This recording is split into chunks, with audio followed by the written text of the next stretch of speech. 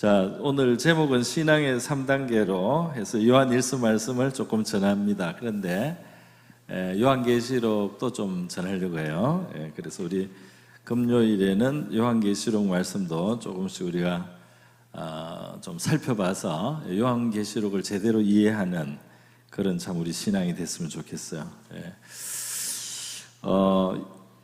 우리 요한계시록은 이것을 읽는 자, 듣는 자, 그리고 지키는 자가 복이 있다 이렇게 시작을 하고요. 요한계시록 마칠 때는 뭐라고 했습니까? 여기 있는 말씀 중에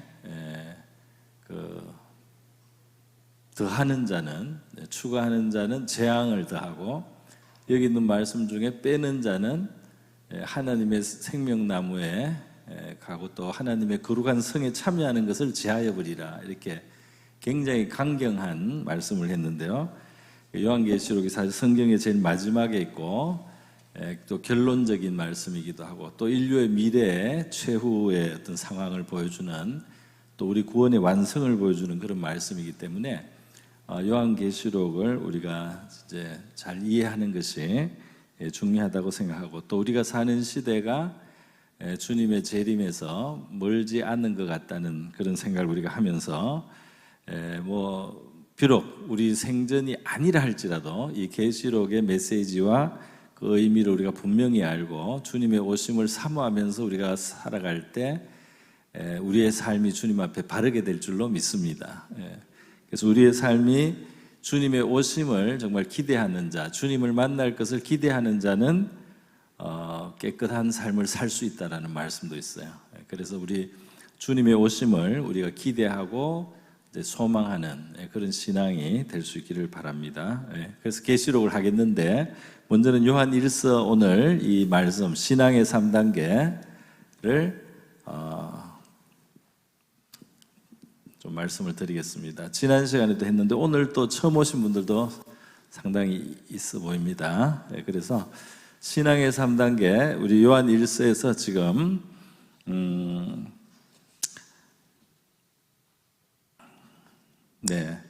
처음에 자녀들아 너에게 쓰는 것은 죄가 사함을 받았기 때문이다. 그래서 이 자녀라고 성도들을 불렀어요. 죄 사함. 그 다음은 뭡니까? 아비들아 너에게 쓰는 것은 너희가 태초부터 계신 이를 알미요 그랬죠. 그 다음에 청년들아는 뭡니까? 너희가 악한 자를 이겼다. 악한 자는 마귀를 말합니다.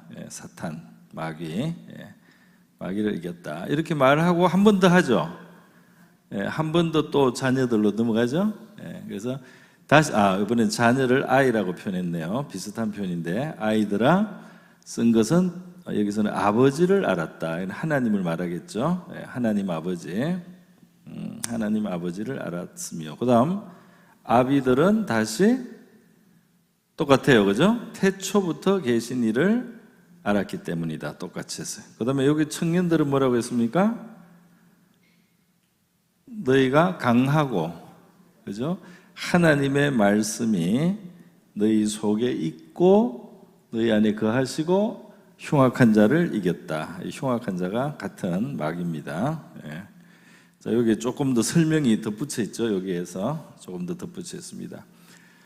그래서 이제 이 신앙의 3단계는 우리 성도들의 신앙이 요게 기초가 돼야 된다는 거죠. 요게 기초겠죠. 요게 기초가 되고, 그리고 깊은 신앙으로 나가려면 태초부터 계신 이에 대한 이해가 있어야 됩니다.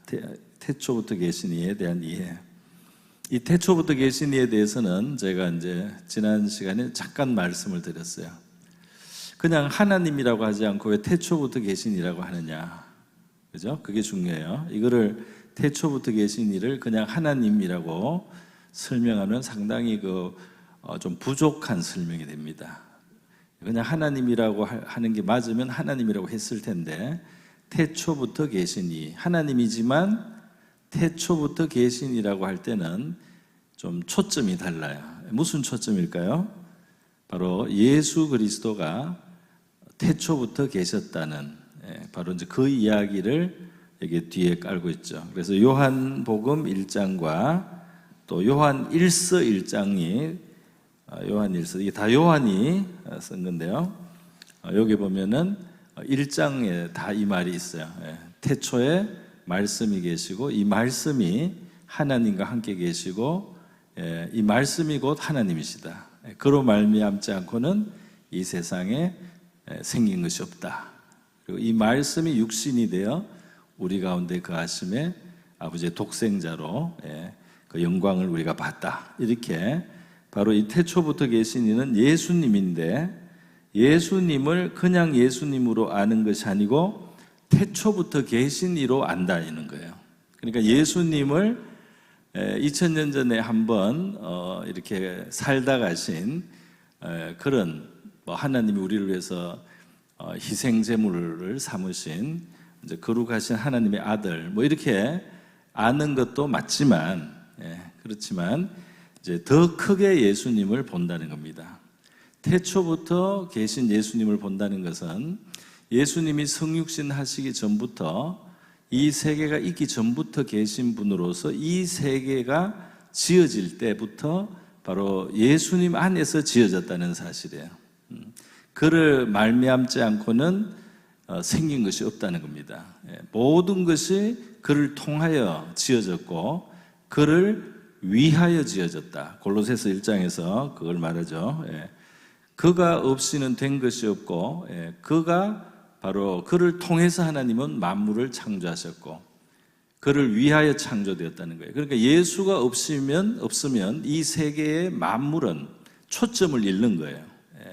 이 예수가 없다는 것은 가장 중요한 주인을 모르는 것입니다.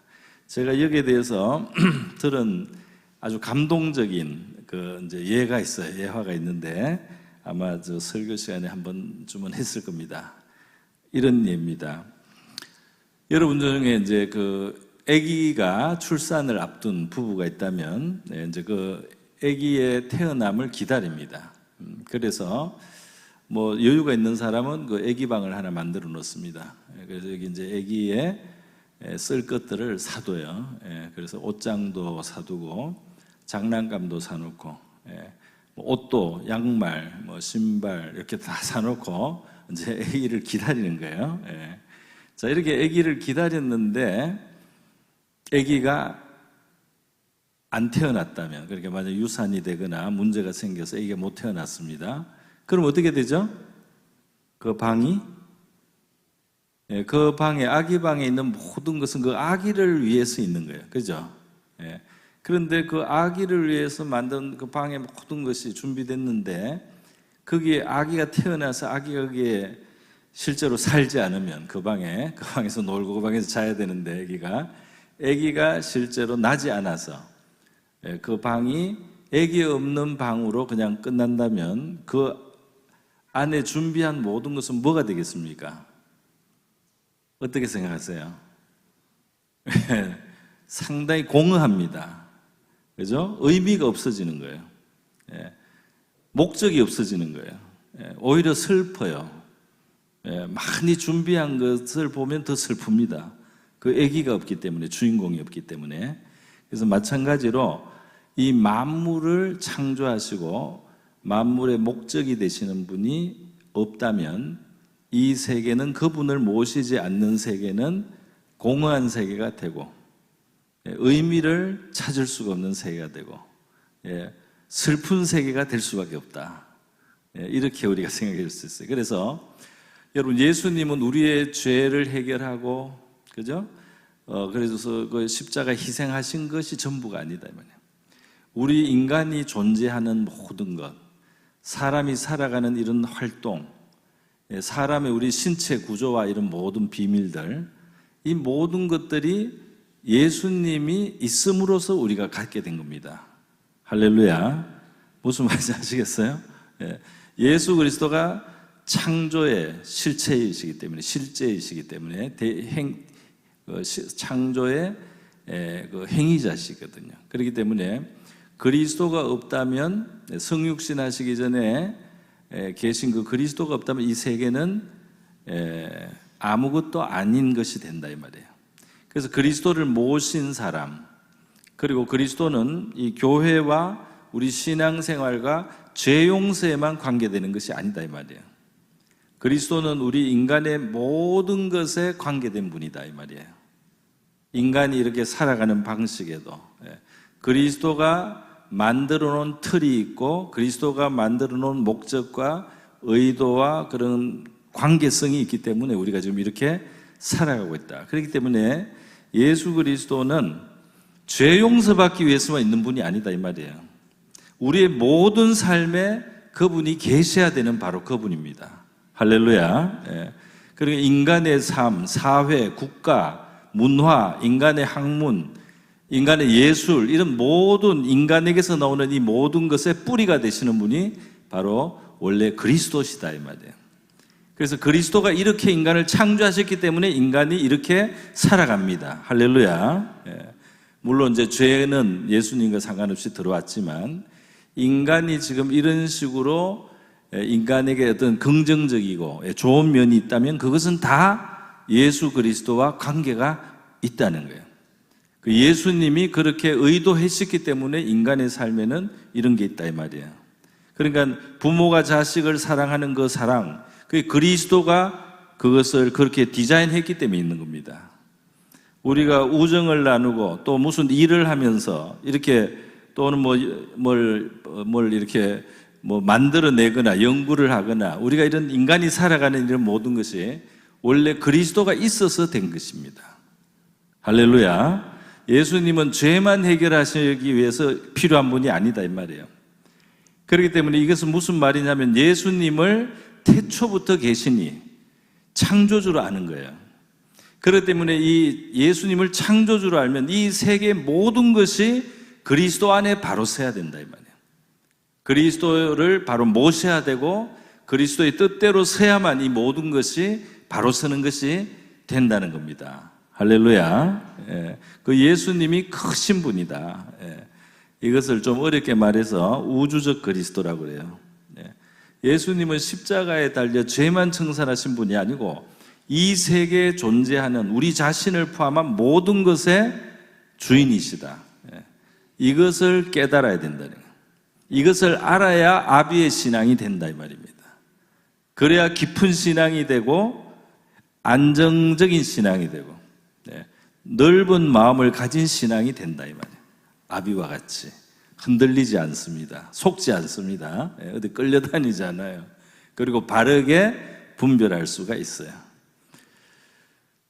여러분 중에는 지금 제 하는 말이 좀 아직 잘 안 다가오는 분도 있을 수 있습니다만은 언젠가는 다 알게 될 줄로 믿습니다.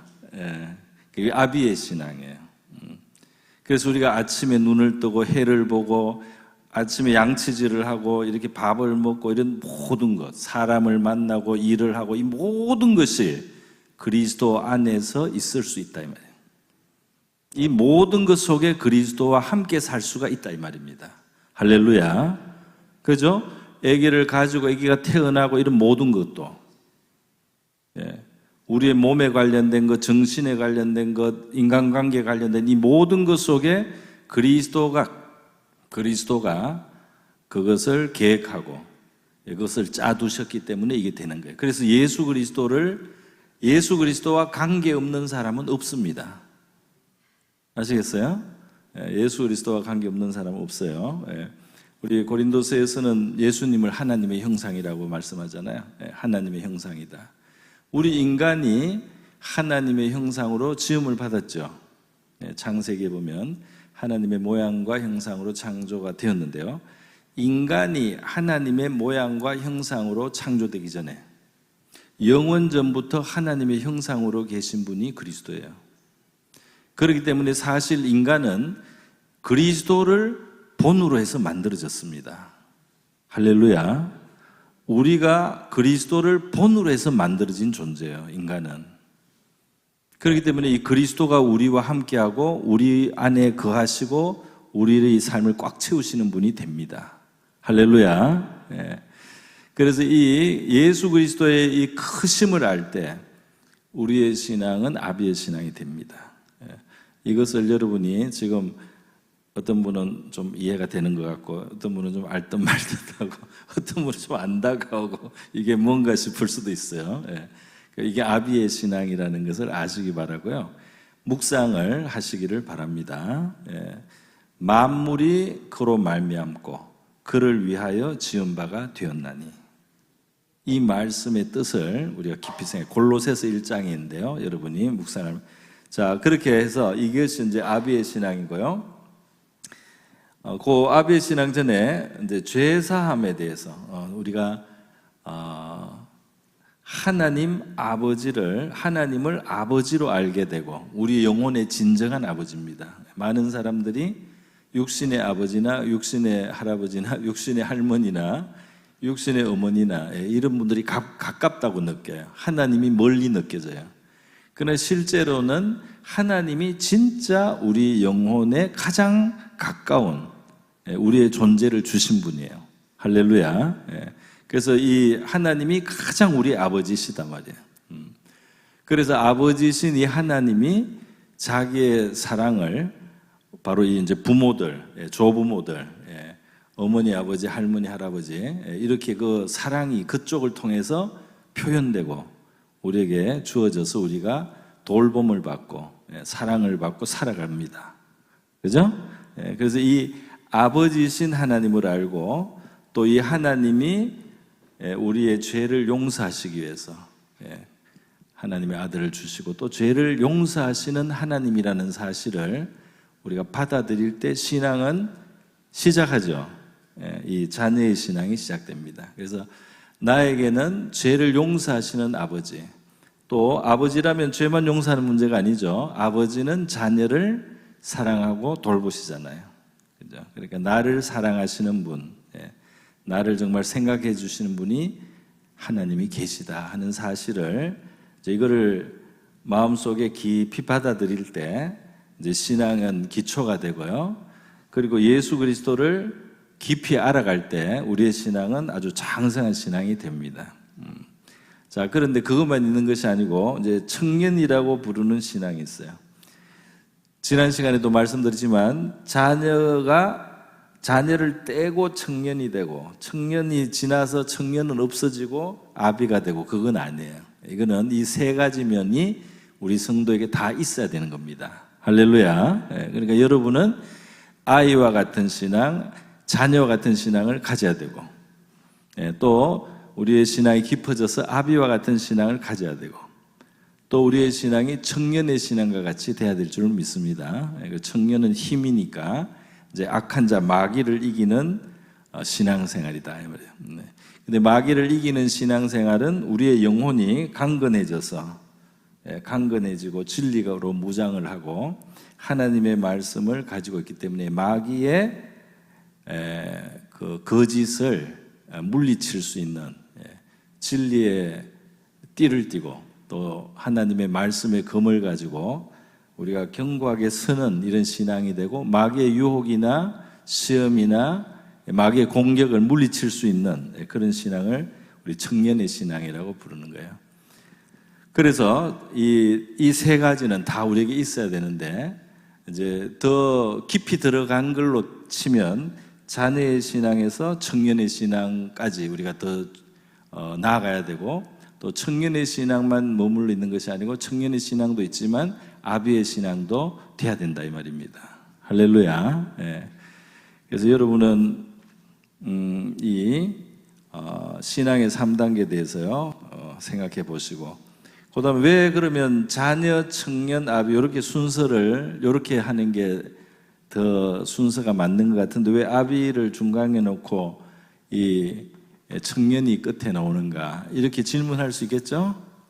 이런 의문을 가져볼 수 있습니다. 그래서 이 제일 깊은 내용을 중앙에 뒀어요. 제일 깊은 내용을 중앙에 두고, 그리고 이제 실천적으로 우리가 살아야 될 모습이 이제 제일 실천적으로 나타나는 것은 이 마귀를 이기는 신앙생활, 죄의 유혹을 이기고 마귀를 이기고 하나님의 뜻을 실천하는 이 청년의 신앙을 결론적으로 맨 뒤에 세 번째 뒀다, 이렇게 말할 수가 있겠습니다.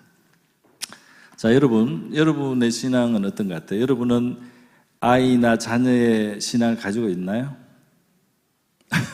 하나님의 죄를 용서하신다. 하나님이 내 아버지시다. 할렐루야. 어떤 사람은 하나님이 아버지인데 좋은 아버지라고 못 믿어요. 그러면 아직 이 자녀의 신앙, 아이의 신앙이 필요하죠. 아이의 신앙, 자녀의 신앙은 아주 기본적이라고 무시할 수 있는 게 아닙니다. 우리는 정말 아이같이 돼야 될 줄 믿습니다. 예수님이 아이같이 되라고 그랬잖아요. 정말 하나님을 아이처럼, 아이가 엄마나 아빠를 의지하듯이 그렇게 의지하고 믿고 신뢰하는 이런 우리 자녀의 신앙이 돼야 되겠죠. 또 혼이 나더라도 부모의 사랑을 믿는 아이가 혼이 날 때도 부모님한테 안기는 애들 있죠, 그죠?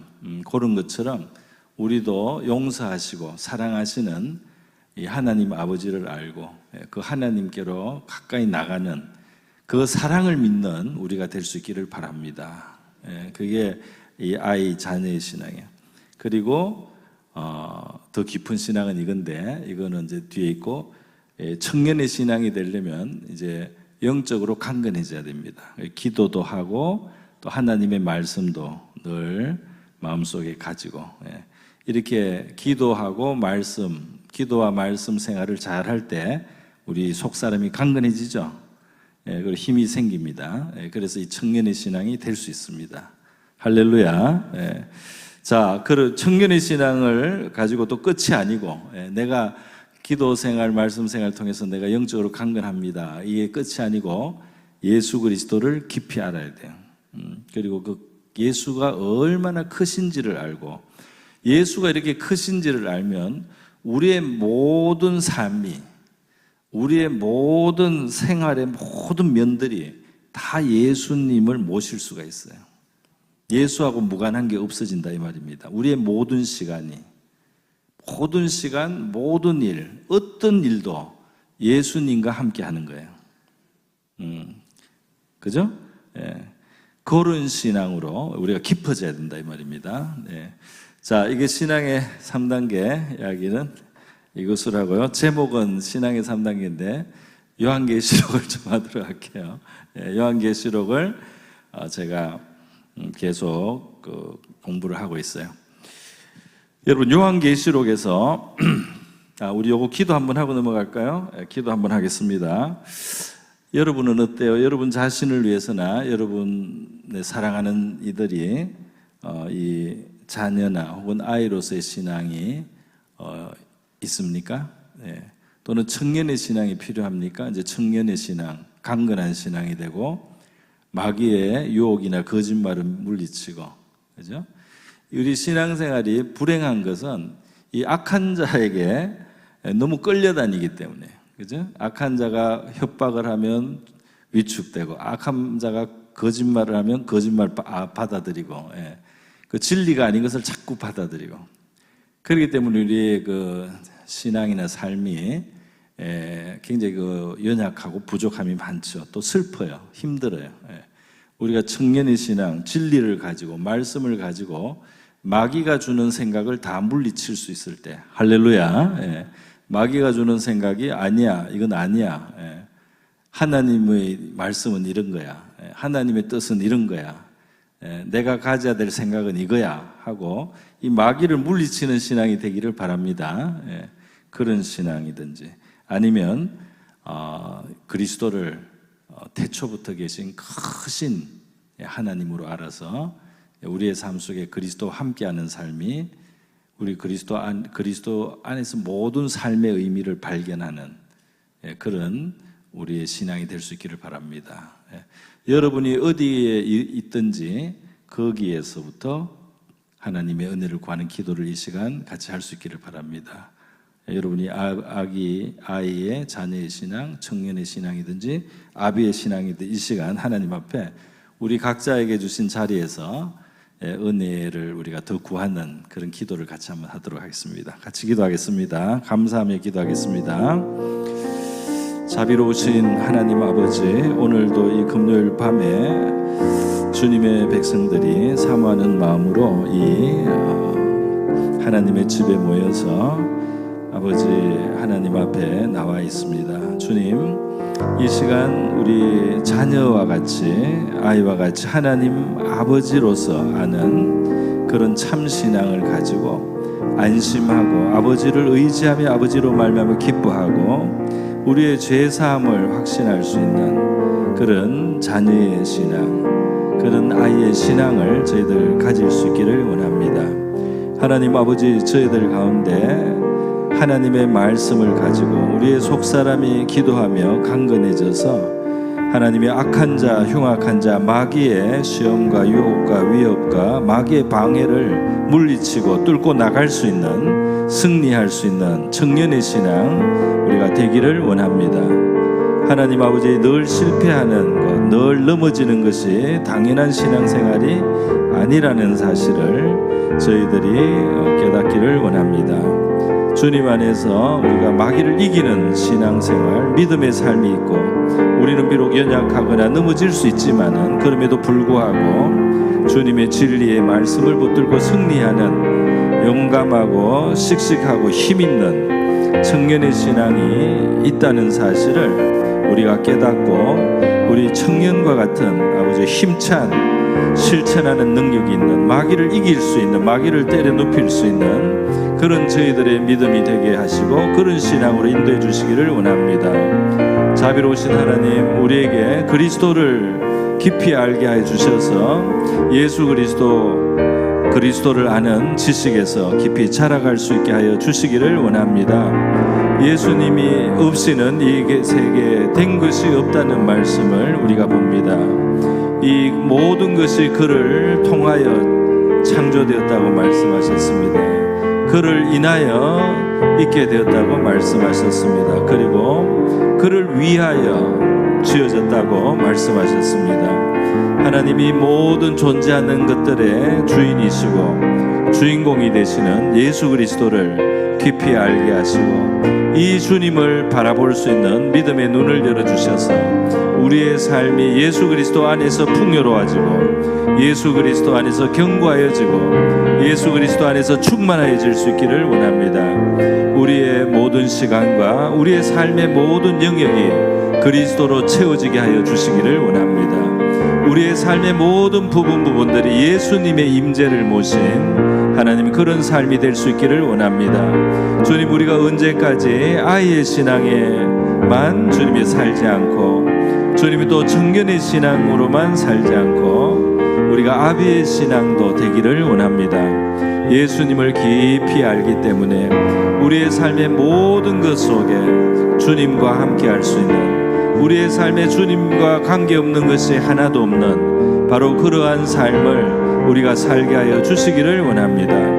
예수님은 죄를 위해서 십자가에 달려 죽은 희생의 제물만으로 존재하시는 것이 아니라 우리의 삶의 모든 부분에, 우리의 삶의 모든 것 속에 주님을 우리가 인정하고 주님을 모실 수 있는 분이라는 것, 바로 주님이 지으신 분이고 목적을 주신 분이라는 사실을 우리가 깊이 깨닫고 이 주님과 함께 살아가는 저희가 되게 하여 주시옵소서. 할렐루야, 감사드립니다. 아멘. 네, 우리 신앙의 3단계로 한번 기도를 했습니다. 네, 우리 신앙이 더 깊어지기를 모두 원하시잖아요. 네, 그래서 우리 아이와 또 자녀의 신앙, 또 청년의 신앙, 또 이 아비의 신앙, 이렇게 성경적으로 딱 하나님이 주셨는데 여러분이 그대로 사모하고 구하면 받게 될 줄로 믿습니다. 제 간증을 하나 하자면, 저는 믿음과 순종을 굉장히 중요하는 신앙으로 자랐어요. 그리고 하나님이 그런 훈련을 많이 시켰어요. 그러다 보니까 좀 전투적이고 강했어, 사실은. 그런데 저한테 부족한 게 있었습니다. 그게 뭐냐면 평안을 누리고 기뻐하고 감사하는 것이 부족했어요. 늘 순종해야 된다, 믿음을 가져야 된다, 이것을 항상 많이 생각하면서 신앙이 좀 자랐거든요. 그러다 보니까 이 평안과 감사, 기뻐하는 거, 이런 것이 부족했어요. 부족한 것을 제가 어느 목사님의 설교를 들으면서 발견을 했습니다. 저 목사님은 항상 평안하고 감사가 많고 기뻐하시는구나. 그걸 느꼈어요. 그리고 그분의 설교를 통해서도 그런 부분을 제가 많이 들었어요. 그래서 제가 저의 부족함을 깨닫고 기도를 했습니다. 한 20년쯤 전부터 그게 예를 그 정도 될 거 한 20년 정도 전이에요. 그게 제가 영국 가서 한 2, 3년 지났을 때, 한 3, 4년 됐을 때. 근데 그 기도를 했는데 어떻게 됐을까요, 여러분?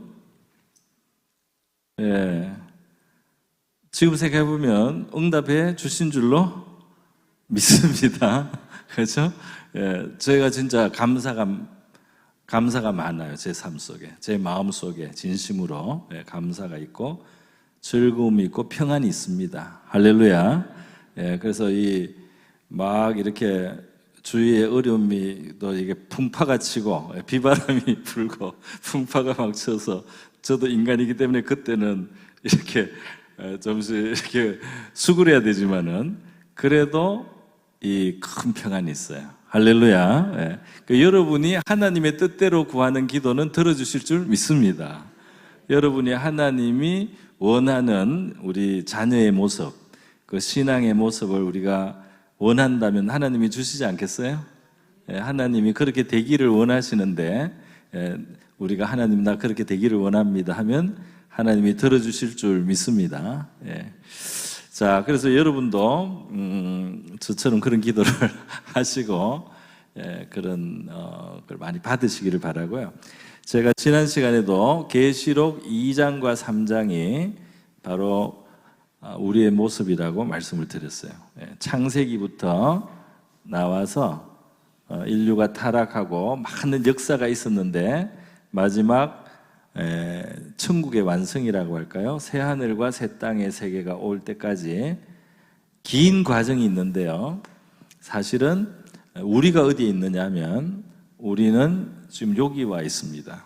그래서 우리의 모습은 계시록 2장과 3장 하나님의 구원 역사 속에 저와 여러분이 살아가고 있는 곳은 계시록 2장과 3장에 있어요.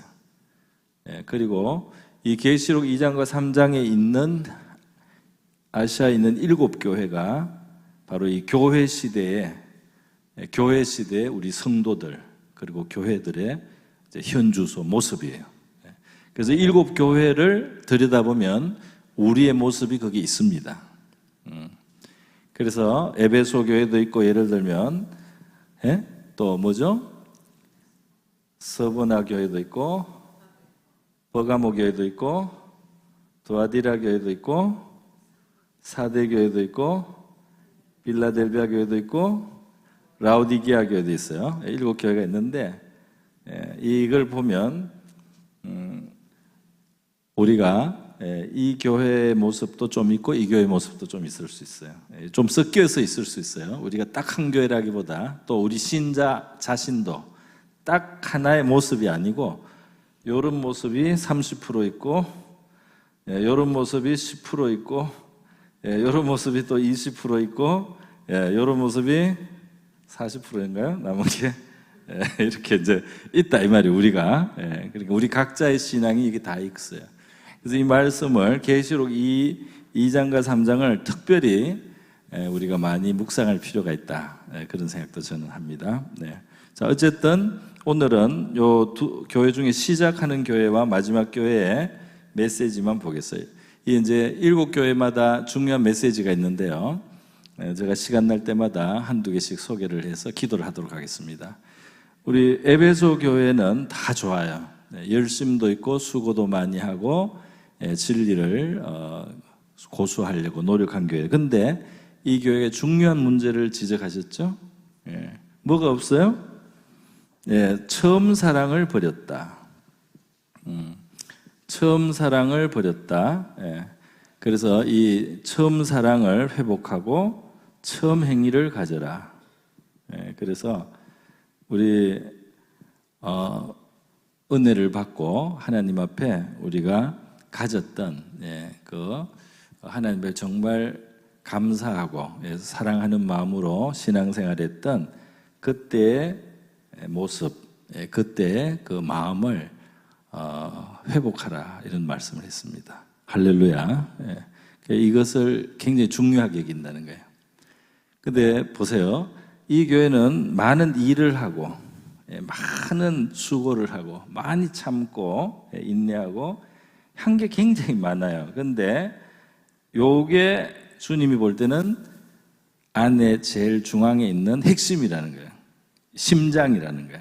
요게 노른자라는 거예요. 요게 안고라고 해야 되나? 제일 안에 있어야 되는 거예요. 요게 없으면 다른 게 많은 것 같아도 주님께는 너무나 실망스럽다는 거예요. 그래서 표대가 옮겨질 수 있다고 경고를 하셨습니다. 표대를, 촛대. 이것을 가지고 있기 때문에 이 교회는 진리의 등대가 되고 하나님이 축복하는 통로가 된 거예요. 할렐루야. 그런데 뭐가 많은 것 같아도 이거를 잃으면은 제일 중요한 게 빠졌기 때문에 거기에 우리 주님이 중심을 둘 수가 없다. 그렇게 말씀했어요. 그래서 이 처음 사랑과 처음 행위를 가져야 되는 거. 이게 굉장히 중요한 것입니다. 이게 첫 에베소 교회의 메시지이면서 우리에게도 주시는 말씀이겠죠. 그리고 마지막 교회 라오디게아 교회를 우리가 하나 오늘 보고 기도를 하겠습니다. 라오디게아 교회도 비슷해요. 라오디게아가 물론 좀 다르지만 비슷한 면도 있습니다. 뭐냐 하면은 라오디게아 교회는 자기들이 볼 때는 문제가 없어요. 자기들이 볼 때는 부하고 많은 것을 갖추었고 부족한 것이 없다 그랬어요. 그런데 예수님이 뭘 지적했나요? 라오디게아에 중요한 게 없는데 그게 뭐냐? 예수인 내가 없다는 거예요. 자, 신앙생활을 했습니다. 그래서 열심히 했어요. 근데 내 가슴에 예수가 없어요. 신앙생활하고 교회 생활을 하고 믿음의 삶을 살았는데 정말 예수님을 모시고 사는 것은 아니에요. 예수님은 약간 옆에 있어요. 문 밖에 있어요. 그것이 가능하다는 거예요. 그런 신앙이 될 수 있다 이 말이에요. 그래서 예수가 빠진 교회, 교회가 프로그램도 많고 교회가 행사도 많이 하고 교회가 뭐 이렇게 화려한 게 많아요. 건물도 좋고 사람도 많고 돈도 많고 많은 좋은 게 많은데 그게 진짜 예수님이 없어. 정말 예수님을 모시고 있는 게 아니에요. 사람들이 그냥 자기들끼리 열심히 하는 거예요.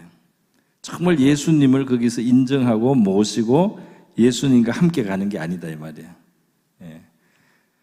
그것이 라오디게아 모습입니다. 그래서 예수님이 라오디게아 교회에 뭐라고 하시죠? 내가 문 밖에서 두드린다. 누구든지 문을 열면 내가 그에게로 들어가. 그로 더불어 먹고 그는 나로 더불어 먹으리라. 그러니까 주님과 함께 사는 것을 가지라는 겁니다. 할렐루야. 그러니까 여러분 예수님과 함께 사는 삶이 진짜 신앙생활이겠죠? 근데 어떤 사람들은 보면 예수님과 함께 사는 게 아니고 그냥 자기가 열심히 하면 된다고 생각해요. 그죠? 내가 남다르게 노력을 한다. 내가 남다르게 뭔가 계속 노력을 한다. 이런 것이라든지 아니면 내가 뭘 갖추었다. 이런 것에 주목을 하고 지금 그 살아계신 예수님이 나의 삶 속에 또는 나의 가슴 속에 함께 하시고 예수님을 모시고 내가 하루하루를 살아가고 예수님의 뜻을 내가 생각하고 그 뜻을 쫓아서 하루하루 살아가고 또 예수님의 도우심을 내가 경험하면서 내가 예수님을 기다리고 예수님을 의지하고 예수님의 도우심을 경험하고 예수님이 하나하나 풀어주시는 것을 경험하면서 할렐루야. 예수님이 여러분의 삶 속에 가까이 함께 하시는 것을 우리가 누리면서 사는 신앙 되기를 바랍니다. 그 예수님이 빠진 신앙생활, 이 라오디게아 교회 예수님이 경고하셨어요. 오늘 저와 여러분의 신앙생활이 우리 처음 사랑, 처음 행위를 가지고 또 정말 예수님과 함께 더불어 먹고 더불어 사는 그런 우리 신앙생활 될 수 있기를 바랍니다. 이것을 위해서 우리 한번 기도하겠습니다. 이것을 위해서 같이 한번 주님 앞에 이런 우리 참 신앙을 가질 수 있도록 가르쳐 주신 말씀의 거울에 비추어서 우리가 첫 번째 교회와 일곱 번째 교회에서 배운 교훈을 우리가 적용해서 하나님 앞에 이 시간 같이 한번 기도하겠습니다. 기도합니다. 자비로우신 하나님 아버지, 오늘 이 시간 우리 에베소 교회와 또 라우디게아 교회, 주님, 우리 아시아 일곱 교회는 모든 시대 모든 곳의 교회와 우리 성도의 모습의 거울로 우리에게 주신 것인데, 이 교회들의 모습 속에서 저희들을 보게 됩니다. 하늘 그 중에 우리가 에베소 교회를 향하신 주님의 말씀도 우리에게 주시는 말씀으로 들어봅니다. 또 라우디게아 교회를 향하여 주신 그 말씀도 우리를 비추어 보며 우리를 위한 말씀으로 우리가 귀 기울여 봅니다. 주님, 에베소 교회가 분주하고 또 나름의 노력을 하고 아버지 충성되고 좋은 것도 있었지만은 사랑을 버리고 사랑을 잊어버리고 그 처음 하나님의 행위를 잊어버림으로 주님께서 그것을 부족하다고 말씀하셨는데, 저희들에게 주신 하나님의 은혜 속에 우리가 감사하고 주님께 사랑으로 화답하고 우리의 삶을 기쁘게 마땅히 주님 앞에 올려드리면서 그렇게 사랑으로 고백한 그러한 우리의 믿음과 신앙이 하나님이여 지나간 것이 되지 않게 하시고 늘 새롭게 주님 앞에 고백하는 아버지 믿음과 사랑의 고백이 있는 그런 신앙생활을 우리가 할 수 있게 하여 주시기를 원합니다.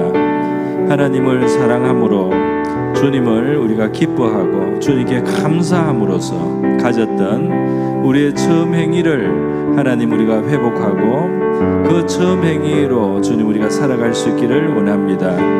하나님, 우리가 타성해졌거나 하나님 아버지 우리가 형식적으로 이제 변질된 것이 있으면 우리의 가슴을, 우리의 마음의 중심을 새롭게 열어서 주님 앞에 나오는 것을 기뻐하고 주님을 만나는 시간을 즐거워하면서 주님과 함께하는 삶을 놀라워하고 기뻐하고 감사하면서 처음 사랑으로 살아가는 그런 우리 처음 행위를 회복하는 그런 신앙이 되라고 하셨는데, 우리가 그런 삶을 살기를 원하오니 이 자리에 있는 저와 우리 성도들에게 우리 에베소 교회를 향하여 기대하신 그 말씀대로 우리에게도 이루어지게 하여 주셔서 하나님이여 처음 사랑을 회복하고 또 처음 행위를 회복하는 저희들 되게 하여 주시기를 원합니다. 또 주님, 우리 가운데는 라우디게아 교회와 같이 되어서 나름대로 우리가 무엇을 갖춘 것 같고 부족함이 없는 것 같지만 막상 예수님 자신을 우리가 모시지 아니한, 예수님을 정말 우리의 중심에 함께하지 않는, 정말 예수님과 함께하지 않는, 정말 우리의 그 식탁에 주님, 우리의 서재에, 우리의 거실과 우리의 처소에 정말 주님과 함께하지 않는 하나님 그런 우리의 모습이 있습니다. 하나님 아버지, 우리의 삶의 모든 현장 속에, 우리의 마음의 모든 구석구석에 우리가 주님과 함께하고 주님과 함께 떡을 먹고 주님의 상에서 먹으며 주님과 함께 동행을 하며 주님을 모신 바로 그 삶이 되기를 원합니다. 그런 삶이 되기 위해서 주님께서 주님을 몰아내고 주님을 문 밖으로 세우는 그러한 우리의 마음과 삶이 어떤 것인지, 그것이 무엇이라면, 무엇이 있다면 주님, 우리가 그것을 내려놓게 하시고 주님을 향하여 우리가 환영하며 문을 열어서 주님을 모시고 살아가는 우리가 되게 하여 주시기를 원합니다. 할렐루야, 감사드립니다. 오늘 주님이시 우리 이 일곱 교회의 모습 속에 우리의 모습을 발견하고 저희들이 하나님 앞에 바로 서기를 원합니다. 이 말씀을 읽는 자와 듣는 자와 지키는 자, 순종하는 자에게 복이 있다고 말씀하셨는데, 오늘 이 요한계시록의 말씀을 특별히 저희들이 받으면서 생각하면서 이 말씀이 우리 속에 열매를 맺기를 원하오니 이 말씀이 결실할 수 있도록 역사하여 주시옵소서. 할렐루야, 감사드립니다. 아멘.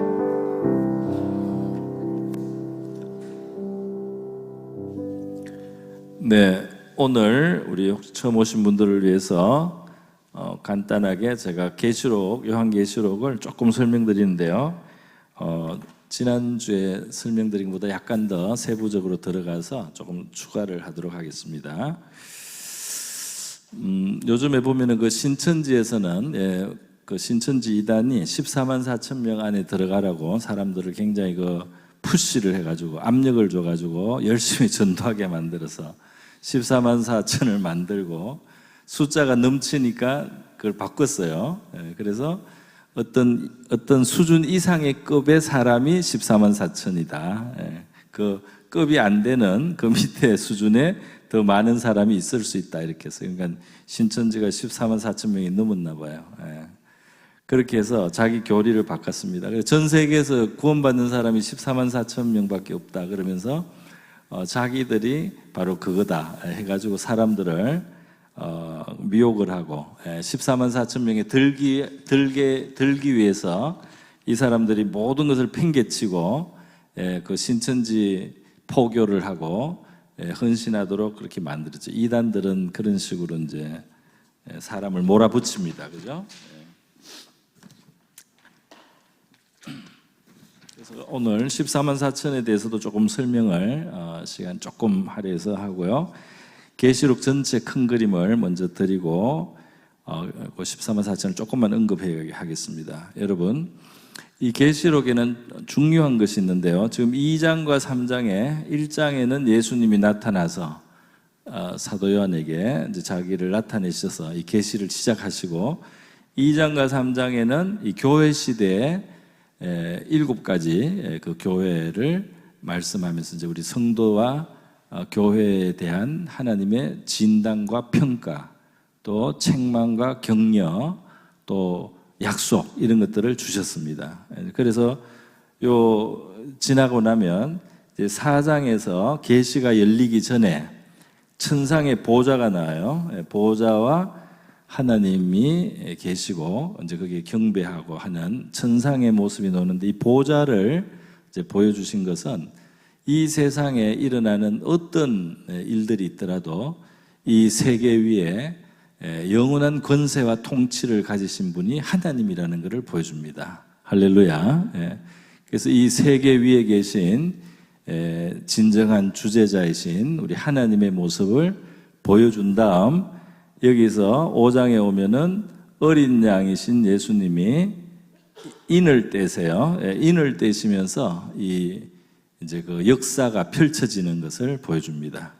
그래서 7가지 인이 있습니다. 7개의 인을 떼세요.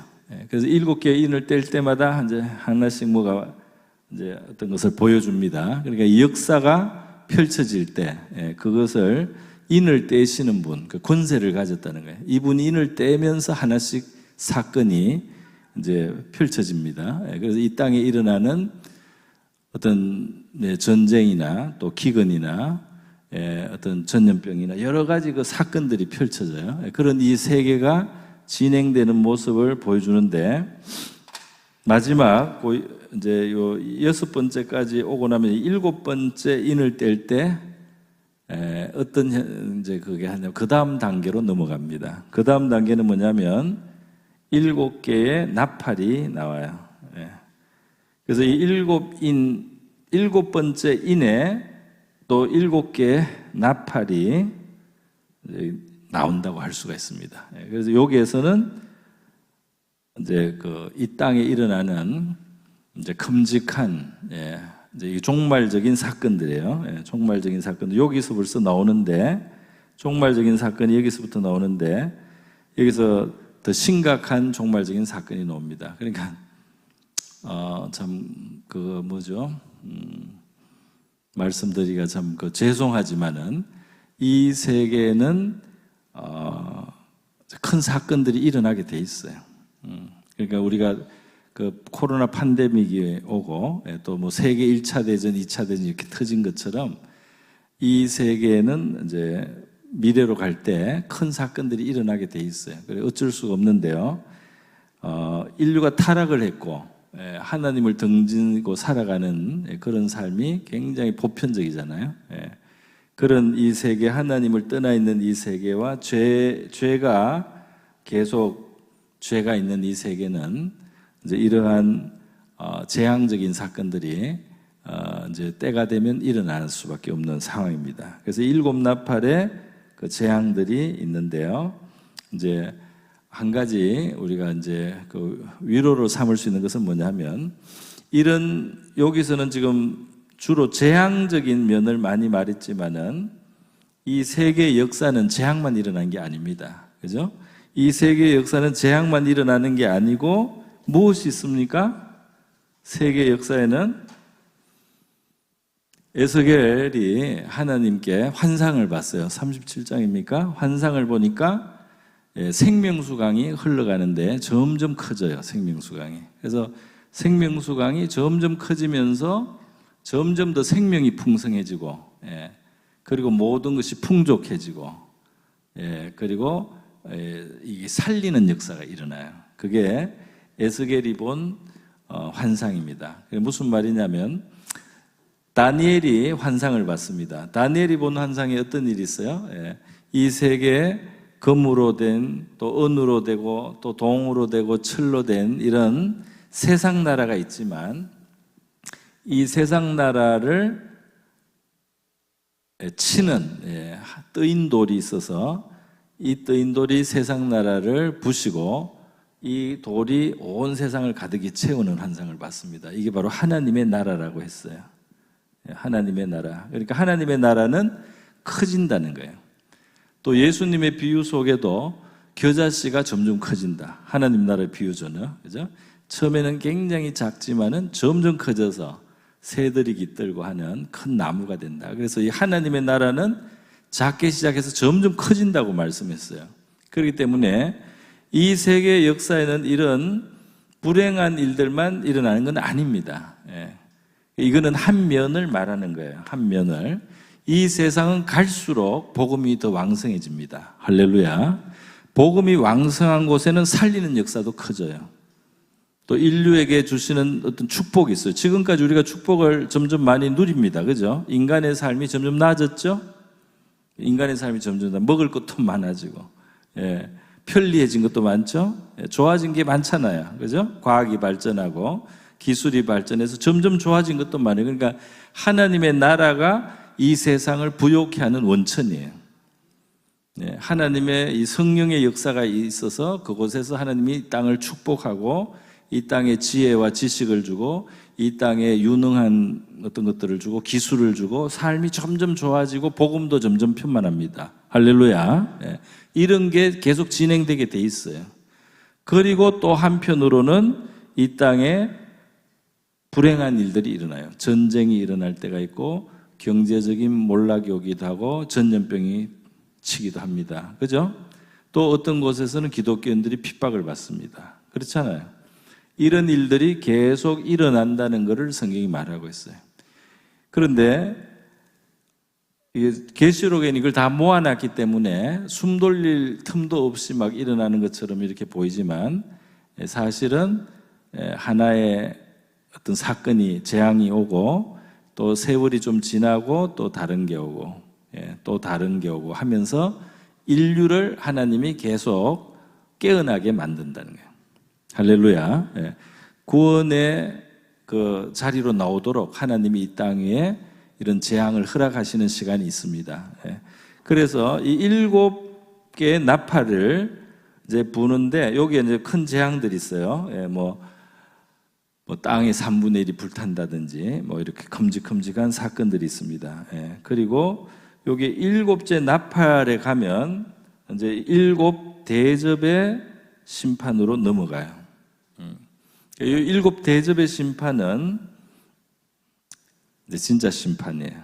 요 앞에까지는 큰 일이 일어나지만 인류에게 하나님이 구원의 기회를 열어놨습니다.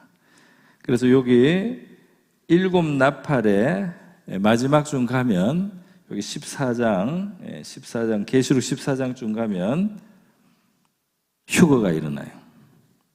14장 마지막 본문이 있습니다. 14장에 14장 14절부터 보면 흰 구름이 있고 인자가 있고 금 면류관이 있고 손에 낫이 있습니다. 그죠?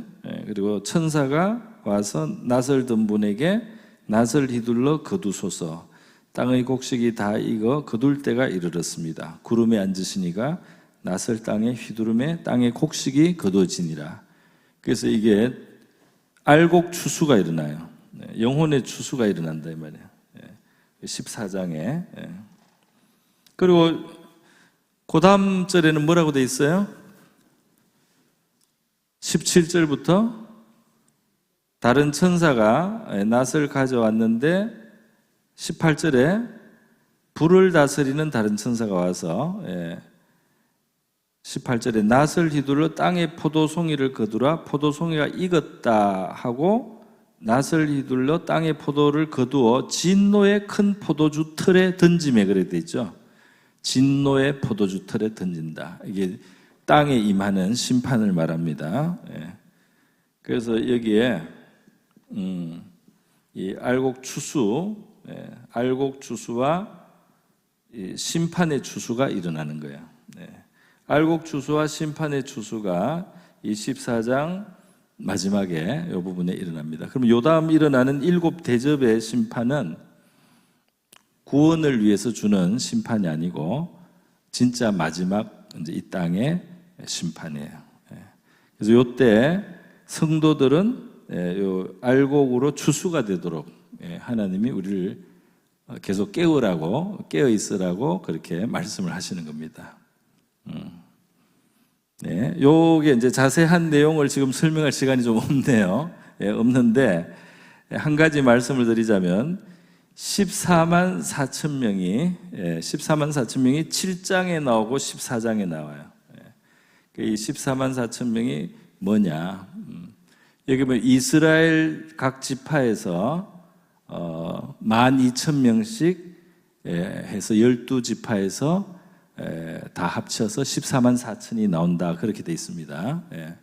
그래서 7장에 보면은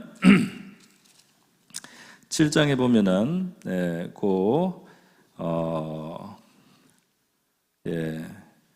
4절 7장 4절에 보면 인침을 받은 자의 수를 들으니 이스라엘 자손의 각 지파 중에서 인침을 받은 자들이 14만 4천이다 그래 돼 있죠.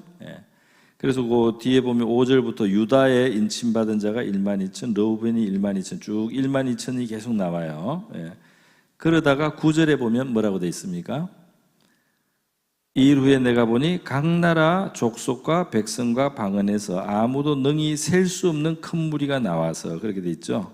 그래서 이스라엘에 14만 4천이고 각 나라 모든 족속에서 셀 수 없는 무리가 나온다고 돼 있습니다. 그렇죠? 그래서 이스라엘과 각 나라 모든 족속에서 나오는 이 두 사람들을 이렇게 비교를 하고 있는 거예요. 사실은 두 개를 같이. 그 무슨 말이냐면은 성경은 이스라엘과 구약 이스라엘과 신약 교회를 계속 두 개로 합쳐서 이야기를 하는 거예요. 무슨 말이냐면 하나님의 보좌 주변에는 24장로가 있습니다. 그죠? 그 24장로는 뭘 말하면 이스라엘 12지파의 대표, 신약교회 12사도의 대표를 말하는 거죠. 새 예루살렘 성에 문이 있습니다. 문이 동서남북으로 3개씩 있어요. 이 문에는 이스라엘의 각 지파의 이름이 있어요. 그죠? 그리고 12개의 기초석이 있습니다. 12개 기초석에. 이 12개 기초석은 예수님의 12사도의 이름이 있어요. 12지파의 이름이 문마다 있고 12사도의 이름이 각 기초석에 있습니다. 그러니까 이스라엘과 신약교회를 항상 합치는 거예요. 그래서 하나님 나라가 완성이 되는 거죠. 그래서 24장로가 있습니다. 그렇기 때문에 여기 지금 이스라엘이라고 말한 것은 영적인 의미가 아니고 그대로 보는 게 더 맞을 거라고 봐요. 실제로 이스라엘에 하나님이 나중에 이 역사 종말이 다가왔을 때 지금도 이스라엘의 그 기독교로 회심하는 역사를 하나님이 계속 하고 있어요. 이게 점점 가속이 됩니다. 점점 가속이 되고 있어요. 유대인으로서 예수님을 메시아로 안 믿다가 메시아로 믿는 사람을 메시아닉 주라고 불러요. 메시아닉 주라는 메시아닉 주라고, 예수를 메시아로 믿는 유대인, 이 개념이 몇십 년 전부터 나왔는데 지금 점점 더 많아져요. 그래서 때가 되면은 유대인들이 예수님을 많이 믿고 잘 믿는 사람들이 이 세계에 많아집니다. 그게 로마서 11장에 말하고 있는 거예요. 로마서 11장에서 10장부터 11장에 사도 바울이 뭐라고 합니까? 내가 이방의 복음을 전하지만 나는 내 민족 이스라엘을 위해서 마음이 너무 간절하다는 거예요. 내 대신 구원받게 하고 싶을 정도로 간절하다는 거예요. 그러면서 하나님이 택했던 이스라엘은 원 가지고 이방인들은 여기에 접붙임을 받은 가지다 그랬어요. 그래서 이스라엘은 원 가지고 이방인들은 접붙임을 받은 가지인데, 이 하나님이 이방인을 구원하기 위해서 잠시 이스라엘이 하나님 앞에 불순종하고 예수님을 안 받아들이는 상태를 버려뒀다는 거예요. 복음을 이방인에게 갈 수 있도록. 그런데 이방인의 충만한 수가 구원을 받으면 반드시 원가지인 이스라엘이 구원으로 들어온다는 겁니다. 할렐루야. 그래서 이 이스라엘 사람들이 구원을 받게 될 것이다, 이렇게 말씀을 하고 있어요. 아시겠습니까? 그래서 이 이스라엘과 이방 신약교회는, 이스라엘과 신약교회는 이 두 개의 존재로서 항상 있어요. 지금도 셀 수 없는, 각 나라 족속으로부터 나오는 셀 수 없는 하나님을 믿는 사람이 있는가 하면 이 이스라엘 지파들이 하나님 앞에 은혜를 받고 굉장히 중요한 역할을 앞으로 하리라고 생각이 듭니다. 그래서 이스라엘 선교도 지금 계속 힘쓰는 사람들이 있고요. 이스라엘이 얼마나 이스라엘에게 영적인 부흥이 오느냐, 여기에 되게 관심을 많이 가지고 있어요. 왜냐하면 이것이 마지막 때 일어날 일이기 때문에, 그 이스라엘의 복음을 전하고 예수님을 전가하기 위해서 벌써 중세 때부터 성자들 중에도 예루살렘, 이스라엘로 가서 복음을 전하고 순교하려고 마음먹었던 사람들이 많이 있었습니다. 자, 여러분, 그래서 이 14만 4천 명은 어디서 나오느냐 하면은 여기에 여섯 번째 하나님이 천재지변 같은 것들을 일으켜서 이 세상에 큰 충격을 줬을 때 거기에 대한 그것과 함께 일어나는 어떤 그 여파 속에서 이스라엘 민족이 하나님 앞으로 많이 돌아오는 역사가 있지 않겠나, 이렇게 지금 볼 수가 있다는 겁니다.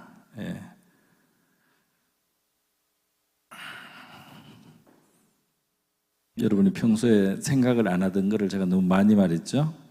머리가 좀 복잡하죠, 여러분. 그 종말에 대한 거를 우리가 교회에서 너무 이야기를 안 했는데, 제가 금요일 날이라도 종말에 대한 이야기를 좀 합니다. 그래서 이 계시록을 우리가 좀 익숙해지고 좀 잘 이해하게 되면은 우리에게 좋은 그런 또 관점이 생기라고 생각을 합니다.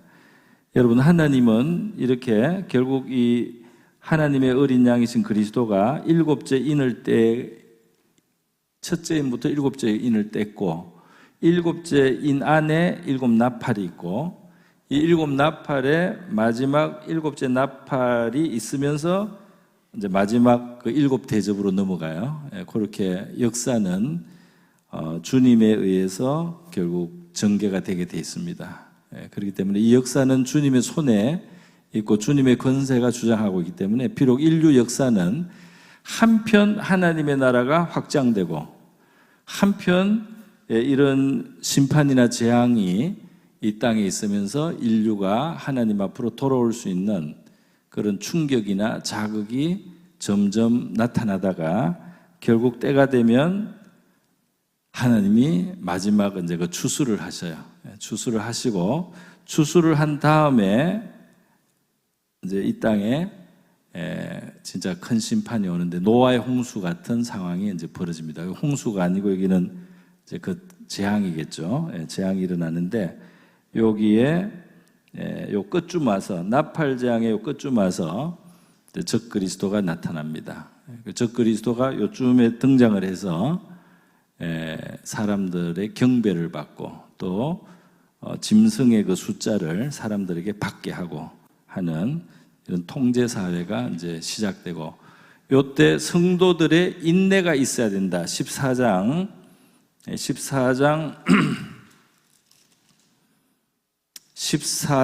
12절에 있습니다.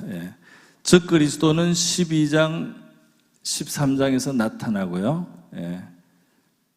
이 14장 요게 14장 16절에 성도들의 14장 12절인가요?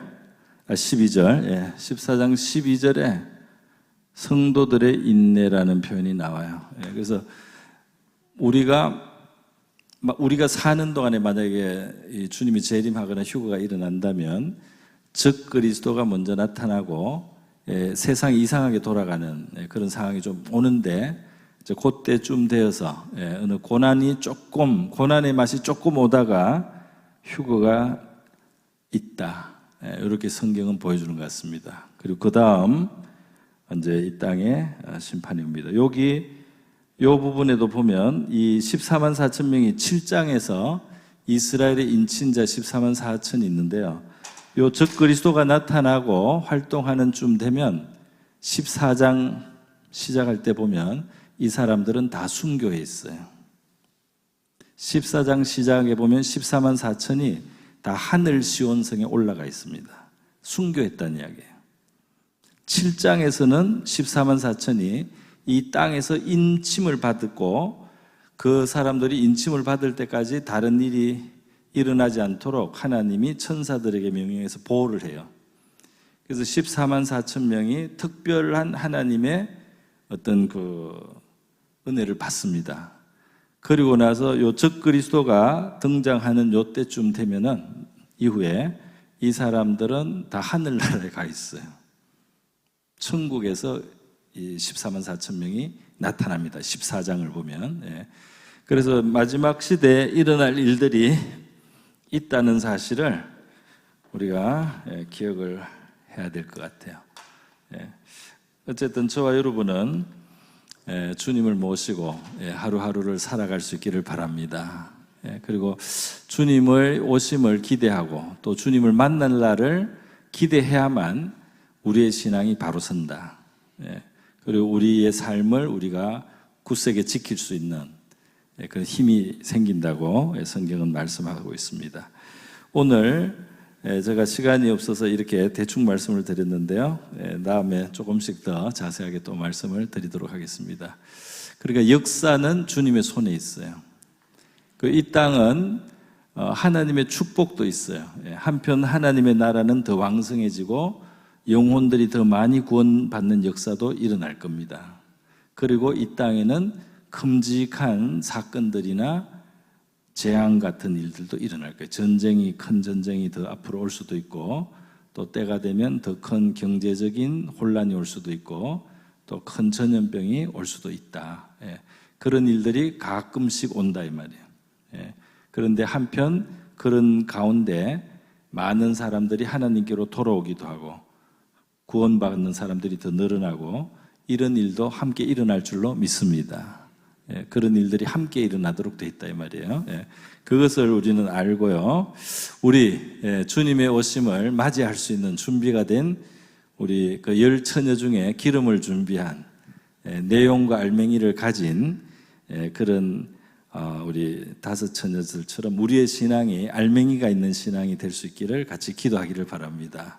이 시간 우리 이 땅에 어떤 일이 있더라도 모든 것이 주님의 이 주권 아래서 일어난다는 사실을 우리가 알고 우리가 두려워하거나 놀라지 않고 이 세상에 흘러가는 속에서도 주님과 동행을 하고 그 속에서 주님이 행하시는 일들에 우리가 동참을 하고 하나님의 나라가 더 확장되고 더 많은 사람이 구원받는 그런 역사에 우리가 현장에서 쓰임을 받는 우리 생애가 될 수 있도록 기도하면 좋겠습니다.